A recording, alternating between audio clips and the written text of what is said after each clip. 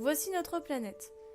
Un huitième de la population mondiale vit à proximité des récifs coralliens et une grande partie de ces personnes en dépendent pour leur nourriture et les revenus générés par le tourisme. Les chercheurs estiment aujourd'hui que les coraux sont l'un des principaux réservoirs de molécules pouvant lutter contre de nombreuses maladies graves telles que le cancer, le sida et Alzheimer. Au-delà de ces enjeux, les récifs coralliens constituent de véritables villes pour les poissons et autres animaux marins. Ils sont donc nécessaires à la survie de milliers d'espèces marines. Les coraux vivent avec des algues microscopiques nommées zooxanthelles, qu'ils absorbent dès leur naissance et gardent dans leur corps.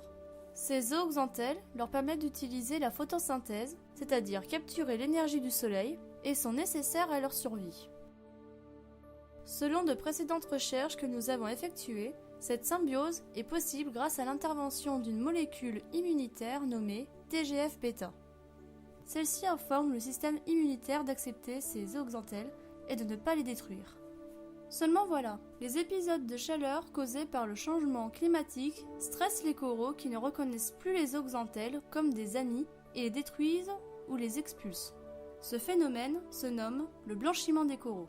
Nous pensons que l'augmentation de température des eaux récifales empêche l'expression du TGF-bêta qui ne joue plus son rôle de modérateur et ne protège plus les zooxanthelles. Privés de leurs zooxanthelles, les coraux ne peuvent plus utiliser la photosynthèse et sont très affaiblis.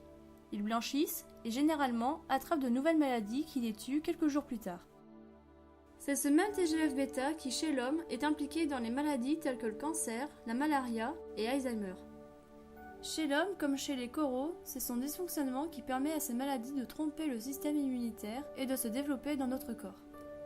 Il est donc très important de pouvoir étudier et comprendre les mécanismes de cette molécule sur un organisme simple, tel que le corail, pour pouvoir le comprendre sur un organisme complexe comme l'être humain. Notre projet permettra d'augmenter fortement nos connaissances sur les causes du blanchiment des coraux et de recueillir des données indispensables pour faire progresser la recherche sur des maladies telles que le cancer, la malaria ou Alzheimer. Rejoignez-nous sur KissKissBankBank pour soutenir ce projet. Devenez acteur de votre planète.